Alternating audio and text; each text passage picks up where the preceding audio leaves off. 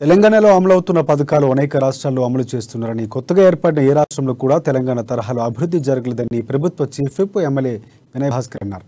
హనుమకొండలో ఆయన ఎమ్మెల్సీ బండా ప్రకాష్తో కలిసి మీడియాతో మాట్లాడారు. తెలంగాణలో 24 గంటల నాణ్యమైన విద్యుత్తును అందిస్తున్నామని, అన్ని రాష్ట్రాల్లో పవర్ హాలిడేస్ ఉన్నాయని, కానీ తెలంగాణలో లేవని చెప్పారు. ఎల్ఐసి వంటి లాభాలను ఆర్జించే సంస్థలు కేంద్రం ఆదాని అంబానీలకు అప్పగిస్తుందని విమర్శించారు. కేంద్ర మంత్రి కిషన్ రెడ్డి రాష్ట్రానికి ఇంతవరకు ₹1 కూడా తీసుకురాలేదన్నారు. కేంద్ర హోంమంత్రి కోర్టు పరిధిలో ఉన్న అంశం గురించి మాట్లాడడం కోర్టును ధిక్కరించినట్లేనని చెప్పారు.